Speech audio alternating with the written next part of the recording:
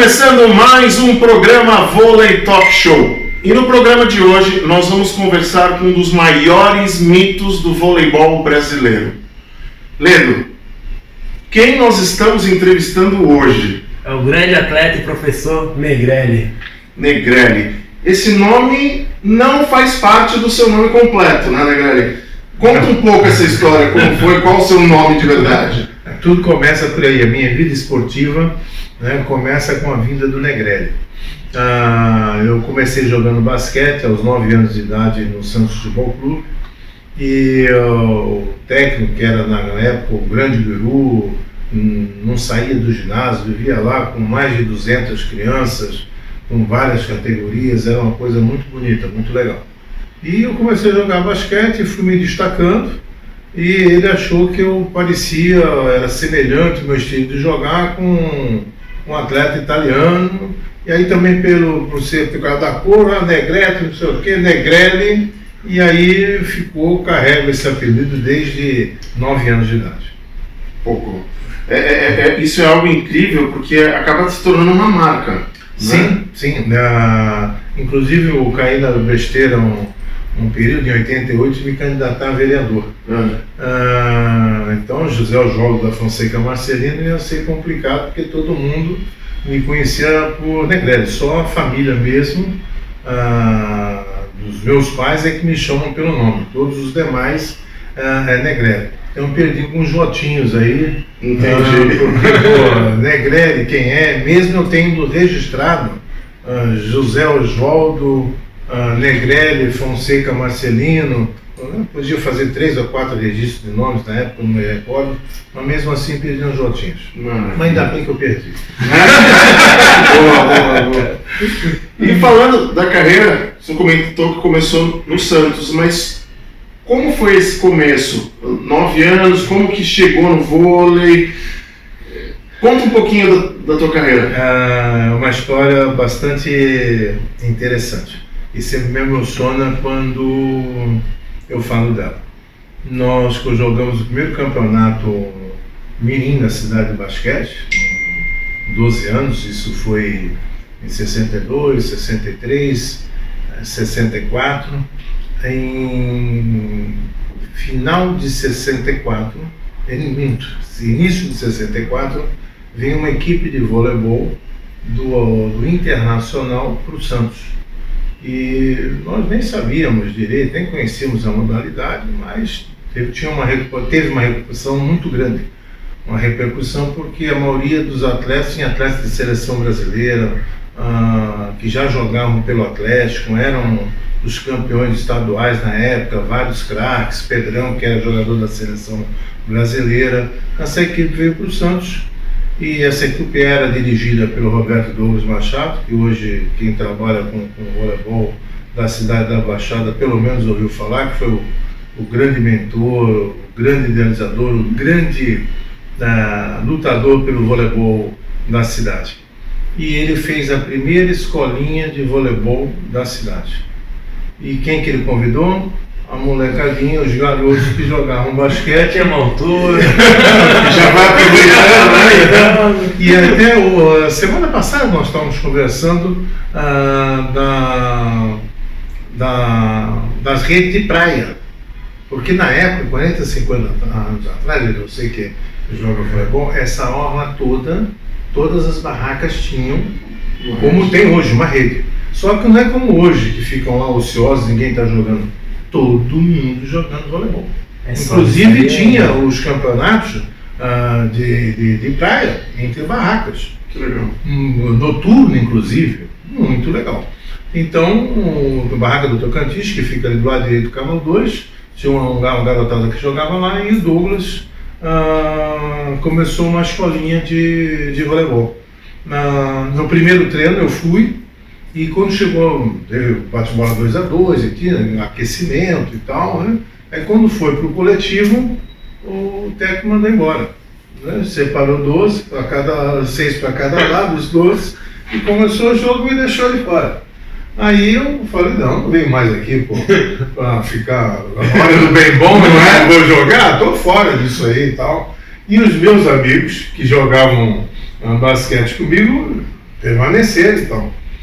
E os treinos eram sábados, todos sábados. Então deixei de ir, os meus amigos moravam ali em volta, e aí eu ia lá para bater um papo com eles, brincar, e eles batendo bola 2x2, toque de bola, manchete. Eu falei, pô gente, vamos pra quadra jogar basquete. Não, o jogo é legal. Pô, esse esporte de menina aí, pô, tô fora, tô na vida. Vamos jogar basquete, pô. E deixei de ir vários sábados, e eles começaram a insistir, não, pô, vamos lá, que é legal e tal, olha, o técnico mandou te chamar para você voltar e tal. Bom, enfim, acabei retornando. Com 9 meses de voleibol, era campeão brasileiro infantil. Esse técnico foi importantíssimo para mim. Ele chegava às vezes durante a semana, saía, trabalhava em banco, vinha de terno e gravata. Eu lembro dele colocar o terno, tirar a gravata, ficar levantando para mim antes de começar o treino. Falou, pô, continua assim que você vai se dar bem. Incentivava, olha, você pode pegar uma seleção paulista aí. E ele pegou, ligou lá pro técnico, para a federação, falou, olha, tem um negrinho magrinho aqui, salta, vai ter campeonato brasileiro aí, infantil, acho que era o segundo brasileiro, 65. E aí, isso foi início de 94, o campeonato foi em janeiro de 95, tem a medalhinha aí, campeão brasileiro infantil de 65. Aí não parou mais. Aí não parou mais, jogando os dois. Joguei basquete e voleibol até os 18 anos. Essa é... Tem uma coisa interessante também, a gente fica até meio constrangido, parece que a gente está querendo aqui se gabar e falar dos feitos que a gente... Não, mas esse é o principal, esse é o foco. Mas e às vezes a gente fica mexendo, eu estou aqui em reforma aqui em casa, então a hora que eu fico mexendo em cartazes, em diplomas, medalhas, placas, e é muito interessante. E os contatos com os amigos. Uma outra coisa que foi muito importante para a minha carreira, assim como dos meus amigos também, o meu grande questionamento, e me deixa muito triste hoje, é que nós tínhamos acesso à prática esportiva. Olha, estou falando de 50 anos atrás. Hoje um jovem, se ele quiser jogar um basquete, um voleibol, praticar um atletismo, mas a não ser Praia Grande, que hoje Praia Grande é uma exceção, né? Para que a criança possa ir lá e praticar o esporte dela. Às vezes tem os trabalhos da prefeitura e tudo, mas ele vai lá para bater uma bolinha. Não tem a finalidade competitiva. Sim. Onde eu vou preparar a criança para ela vir ser um atleta no futuro, jogar um campeonato paulista e tudo mais. E o mais interessante é que o esporte ficou profissional. Estou falando do esporte amador lá atrás. Sim. E hoje é mais difícil, né? A criança, até para participar de um futsal aí, tem que pagar, o mesmo voleibol. Verdade. E antes você tinha o local, e o melhor ainda, com profissionais de qualidade. Tinha os famosos olheiros, né? Comprometido, Sim. né? Que curtia estar lá e ensinando a garotada. E tinha escola. Então nós jogávamos 2 modalidades no clube, na escola, disputávamos os campeonatos colegiais, e no campeonato colegial, para você disputar o coletivo, a escola tinha que estar inscrita numa modalidade individual. Sim. Então obrigava, que estimulava que o professor... Um puxava o outro. Então, só que muitos não queriam, não dava para formar formar uma criança para fazer atletismo. Então nós mesmos participávamos dos campeonatos, um ia saltar, o outro ia correr, então eu fazia atletismo. E eu fui aumentando. O primeiro salto foi 1,65, depois 1,72, 73, terminei saltando exatamente a minha altura, 1,83 m. Depois de 8 ou 10 saltos na vida, porque eu só saltava no período Da competição. dos jogos. Era a fase de Santos, a fase regional e o final, a fase estadual. O último ano que eu saltei foi com o Diego, que eu me respondo com ele até hoje, jogava por Santo André. Nós nem terminamos a prova porque era de trem na época e tinha horário para sair o trem, acabou a competição e eu tinha que voltar e nós dois lá saltando 1,83 m. Não, olha, vamos parar por aqui, deram uma medalha para cada um e sair correndo e para pegar o trem, e a gente brinca nisso até hoje. Isso para dizer o seguinte: o pessoal me estimulava tanto, me puxava, que eu falei, olha, se não rolar nada, nem no voleibol, nem no basquete, até os 18 anos, eu vou fazer eu devo ter uma chancezinha aí no atletismo, mas felizmente com 18 para 19 fui convocado para a seleção brasileira de voleibol, aí eu parei com o basquete e com o voleibol, porque no juvenil, eu e o Arlindo, meu amigão, que vocês viram lá no evento, nós éramos convocados para a seleção paulista juvenil de basquete e de voleibol. Fazíamos a opção de voleibol até de medo, porque quem jogava lá nos nossos contemporâneos era Carioquinha, Zé Geraldo,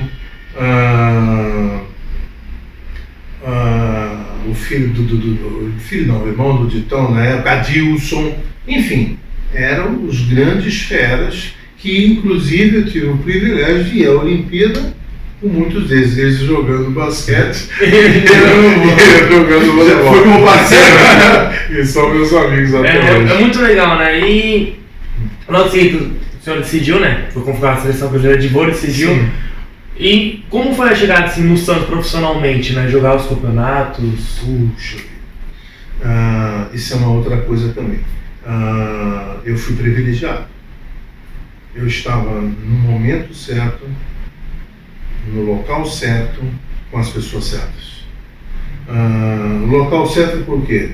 No Santos, que tinha já um timaço, né? Quando eu tinha 18 para 19, que eu fui para a seleção juvenil, minha primeira viagem internacional eu tinha 18 anos, que foi com o Santos Futebol Clube.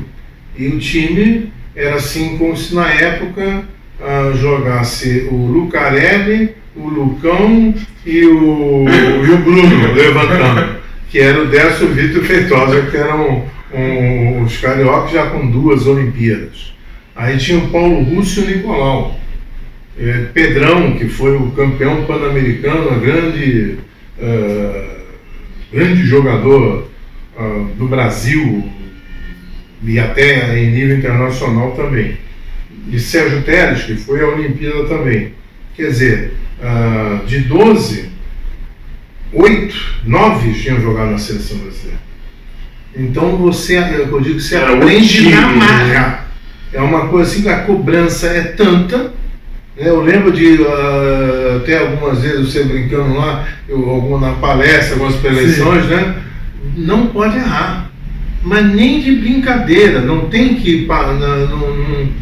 A questão é você ter acerto sempre, nem por brincadeira, por hipótese alguma você pode errar. E quando errava, às vezes eu vejo o Douglas aí hoje, ele está começando agora, 23 aninhos e tal, né?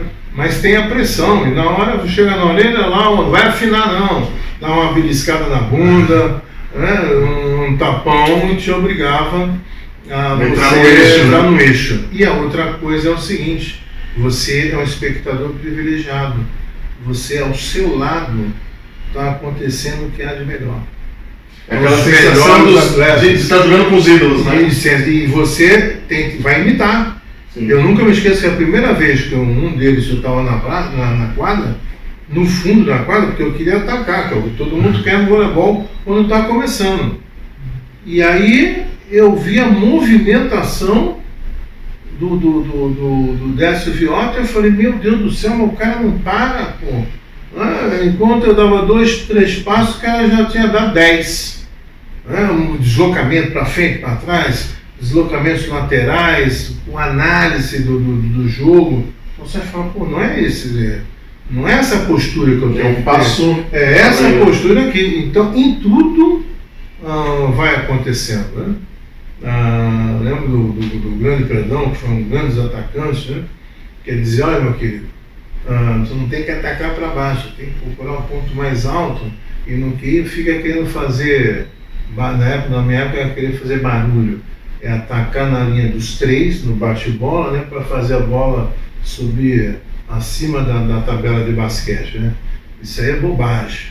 Depois você vai mecanizar um movimento, só atacar por baixo, quando você quiser fazer outra coisa, não vai conseguir fazer. É a altura e no último metro da quadra. E paralelo é o caminho da felicidade. Porque você vai sempre... E para a época, você vai encontrar o levantador ali, ou não mais alto, no mínimo. Né? Então, primeira opção, corredor. A outra você vai buscar a diagonal, mas com finta de corpo, usando o pulso, e por aí vai. E isso é o privilégio de quem tem a oportunidade de estar jogando com um craque. Maravilha. E falando em Olimpíadas, tem alguma história, a gente chama de algumas pérolas, né? Uma história diferente que ninguém sabe, de bastidor, algo engraçado, algo curioso. Que depois a gente vai falar um pouquinho rápido sobre o atentado, né, que teve na... Sim. O atentado. Mas essa parte mais de pérola, uma história que dê para contar, digamos assim. Não, olha, o que me vem mais à cabeça, e eu fico muito feliz hoje de ver o Japão ser saco de pancada da gente hoje. E eu fico vendo o Zé dirigindo, né? As equipes, principalmente o feminino chegou no ápice. A equipe do Japão foi primeiro o feminino, depois o masculino. E na década de 70 a hegemonia era japonesa. E eles que começaram com as bolas de velocidade e tal, bola de 2 tempos, se conhece, fazer bola de 2 tempos foi criada por um jogador, um Morita, que todo mundo sabia, ele era o melhor atacante da equipe e praticamente o único atacante, então todo mundo sabia que a bola era para ele. É o triplo em cima dele. Então o triplo, embora o jogo era mais lento e tudo mais, mas e os japoneses como jogavam com velocidade, as bolas de tempo, então ele é que criou, porque ele pegava, fazia a finta da travava, não é travava. Não é travar, e o interessante é isso, depois nós fomos tentar fazer e nós sentimos uma dificuldade danada para fazer. É uma desaceleração. Porque se você para, você volta para a velocidade 0. Então é só um balanço. Ele pega, diminui, aí você salta, ele pega, volta embaixo de novo, ele não perde o impulso para o segundo salto ou para a saída também. O tempo atrás ele vinha, ameaçava na frente, aí saía e ia bater tempo atrás, passinho para lá, tempo atrás. Aliás, o Renan, que viu agora o jogo aí dirigindo, batiam 2 tempos, ele e o Bernard, maravilhoso. Enfim, aí eles faziam a desmigo. A desmigo é o homem de meio vinha na primeira, quem estava na saída vinha por trás e no degrauzinho. Exatamente, então degrauzinho. Só que eles faziam mais com o da saída, não com o da entrada. Então, o meio começava, chegava pro da posição 4, pô, me ajuda aí, vem aqui me ajudar. Aí você ia um passinho aqui para a direita e tal, mesmo assim você não conseguia, e na próxima você já exagerava, né? Aí ele pegava e fazia um vai e volta, jogava lá na saída uma China, tipo. Então pegava a gente sozinho, eu falava assim, olha, não precisa de me ajudar não, que eu não vou ajudar não.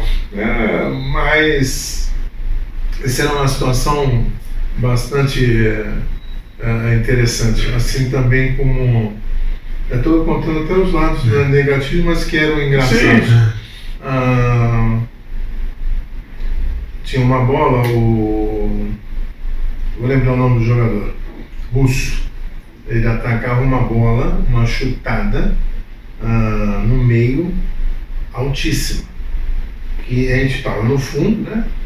Aí, pô, vinha aquela bola, ninguém ia no bloqueio. A gente falou, pô, como é que você está deixando o cara atacar aí sozinho e tal? Aí, uma passagem ou outra, você ia lá, e o que acontecia? O meio, pela altura da bola que ela era chutada, ele já nem ia porque ele achava que era uma chutada na ponta. E o ponteiro, ele ficava esperando ela chegar. Então vinha um meio atacando russo, uma bola com quase 1 metro acima da rede, Uma paulada. pelo meio praticamente sem bloqueio. Aí a gente falou assim, o cara Não tem jeito. não tem jeito. E falando um pouquinho dessa parte da Olimpíada, do atentado, sobre vivenciou isso, que experiência foi? Que Horrível para mim, foi tenebrosa, embora nós... Esse pessoal da nova geração, que de repente não tem noção, né? O que foi? Inclusive depois eu fiquei tendo mais informação depois eu cheguei do que durante a Olimpíada. Eu lembro que eu fui acordado de manhã pelo pessoal que ajudava na limpeza, os voluntários do alojamento, que tinha tido o atentado. Mas nós nem sabíamos o que tinha acontecido, descemos para embaixo do prédio, mas só que nós não podíamos nos movimentar, nós tínhamos que ficar onde nós estávamos, não podia nem sair e nem entrar na vila, porque a vila praticamente foi interditada. Então nós ficávamos ali sem ter muita notícia do que estava acontecendo. Eu lembro que quando nós fomos treinar, nós passamos próximo do alojamento, que um deles era um prédiozinho de 3 andares, né? Aí com as homenagens, flores e tudo mais. E uma coisa extremamente triste, nós fomos 8º na Olimpíada e o jogo seguinte à paralisação, a Olimpíada ficou paralisada 24 horas. Foi contra Cuba. E Cuba na época era bem equilibrado. Um período eles estavam um pouco acima, depois caíam, eram mais baixos, até uma das poucas equipes mais baixas que a nossa. Eu tenho 1,83 m, eu era o 9º da fila, mais baixo do que eu, só tinha mais 2 levantadores e o Delano acho que era mais baixo do que eu. Mas eles saltavam uma média de 1,30 a 1,35. Do chão é um absurdo, que é a mesma coisa que vocês veem. Só que hoje eles são mais altos, né? Na época eram mais baixos e erravam muito, hoje erram muito pouco. E o jogo foi horroroso, muito ruim. Um venceu o primeiro set, o outro venceu o segundo, foi um jogo até bastante longo. E nós perdemos. Quer dizer, com essa derrota, é um posto que você, um lugar que você perde, né? Sim. Você fala assim, pô, que lugar que você ficou 8º, o 7º é melhor do que o 8º. Eu podia estar falando aqui, não, por que lugar tu ficou na Olimpíada? Não, pô, fui 7º, né? Já é uma coisinha assim, né? Isso é uma coisa que me irrita um pouco e eu atribuo o fato da paralisação. Mas o pior de tudo é que a abertura dos Jogos Olímpicos para mim foi uma das maiores emoções da minha vida. A sensação que eu tinha ali que não saía de mim eu consegui, valeu a pena o esforço. Eu faço parte da elite do esporte mundial, que você está ali, né, junto com os melhores atletas do mundo, mas não pude participar do encerramento, porque o voo era charter, estava marcado para, se não me engano, acho que foi dia 11 de setembro, E aí nós A fomos data, levantar a data. Até isso eu não esqueço. E nós vimos, teve uma parada em Frankfurt, e aí nós vimos um pedacinho pela televisão, e isso é uma coisa que me deixa muito triste, porque pelo fato do atentado eu perdi uma coisa maravilhosa que todo atleta que tem a oportunidade gosta de participar.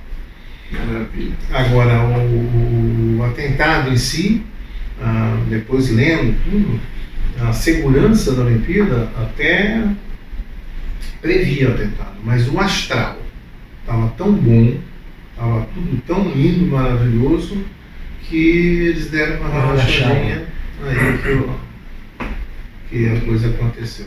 Maravilha. Legal. Todo jogador, né? Tinha uma hora que a aposentadoria bate na porta, Com né? certeza. Queria não, logo seguir, né? O senhor estudou tudo, né? Sim. Junto, né? Virou professor, né?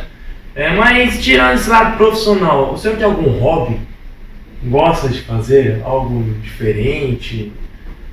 Puxa vida, agora você me pegou. Olha, eu gosto de viajar. Viajar? Eu gosto de viajar, leio sempre que eu posso, mas o que eu curto mesmo é viajar. E jogar voleibol também. Só que a cada ano que passa eu vou ficando cada vez mais limitado. É impressionante, o Sérgio Teles fez um pronunciamento ali, entre nós mesmos nós ficamos impressionados com a vontade, com a curtição dele. Aquele lá é hobby mesmo, ele tem uma oportunidade, ele vai estar jogando voleibol. Treina semanalmente, ele trabalha em São Paulo, Santos, mas quando tem oportunidade ele vai ao Pinheiros, ao Paulistano, treina lá, treina aqui todo sábado ou domingo no Internacional. Agora o Marrom tem uma escolinha aqui no Brasil, como dia 10 ele vai disputar um campeonato aberto nos Estados Unidos, pode ter certeza que ele vai treinar com o Marrom lá terça e quinta e tal, né? Mas eu não competir, eu já não curto muito. Né? Eu gosto mais de estar ali, Dá um prazer de bater próximo, depois terminou o treino, tomar uma cervejinha, ficar contando as historinhas que nós contamos há 50 anos, a mesma história. Então isso é muito legal. Legal. Maravilha. A gente está chegando no final do nosso programa e tem um quadro que a gente chama de Momento Bate-Ponto. Tá. Eu falo uma palavrinha, o senhor continua, Tá. ok? Voleibol. Minha vida. Um sonho. Ver o Santos Futebol Clube tendo uma equipe de voleibol jogando Liga Nacional. Boa. Um arrependimento. Não ter treinado mais do que eu treinei para ficar mais tempo na seleção brasileira. Família. É a base da minha vida. Quem é Negrelli? Negrelli é um guerreiro. E que recado o senhor dá para esses jovens atletas que têm aí um futuro pela frente, o pessoal que está na seleção, que o senhor espera do vôlei, do futuro do vôlei? Que mensagem daria para essa nova geração? Eu me declarei guerreiro porque eu acabei de ler um livro de José Luiz Terron. E o título do livro é Guerreiros Não Nascem Prontos. Quem tiver a oportunidade de ler, os jovens aí leiam. Porque a vida é feita de dificuldades, mas se você tem um sonho, se você quer chegar a algum ponto, a algum objetivo, você tem que construir isso. E nada é fácil, tudo é difícil, mas se você tiver perseverança e se preparar e trabalhar para o seu objetivo, com certeza absoluta, você vai conseguir. José Luiz Terron, Guerreiros Não Nascem Prontos. Leiam que vocês vão gostar. Maravilha. Mestre, obrigado pela entrevista. Foi fantástico. Esse livro eu comprei para entregar para os meus netos. Chegamos ao final de mais um programa Vôlei Talk Show. Até o próximo bloco. Fiquem com Deus. Até mais. What do you think?